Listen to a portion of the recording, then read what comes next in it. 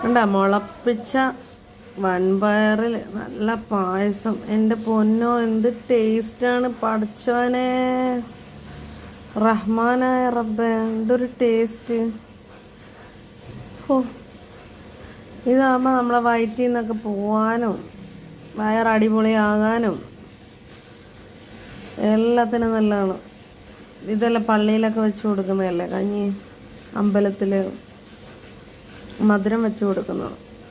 അപ്പം ഇതൊക്കെ എന്താ പറയുക, വളരെ സത്യം ആയിട്ടുള്ള കാര്യങ്ങളാണ്. അപ്പോൾ ഇതൊക്കെ തന്നെയാണ് ഹെൽത്തി. ഓക്കെ, പിന്നെന്താ പറയുക, വൻപയർ, ചെറുപയർ, കടല ഇതൊക്കെ മുളപ്പിച്ച് കഴിക്കുക. ബീൻസ്, പയർ വേവിച്ച് കഴിക്കുക. ശരീരം മെയിൻറ്റെയിൻ ചെയ്തു പോകാനൊക്കെ നല്ലതാണ് കേട്ടോ. പയറുവർഗ്ഗങ്ങൾ നമ്മുടെ മുട്ടിനെ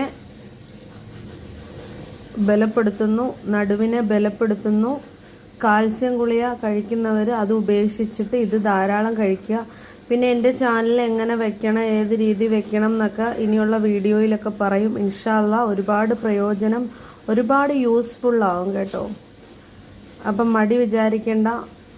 ആദ്യമായിട്ട് കാണുന്നവർ ചക്കരക്കഞ്ഞി കുടിച്ചിട്ട് ലൈക്ക് ചെയ്തിട്ട് പോകണം കേട്ടോ. ആർക്കാണ് ആദ്യം പായസം വേണ്ടത്? ഓടി വരൂ, ചാടി വരൂ, കടന്നു വരൂ.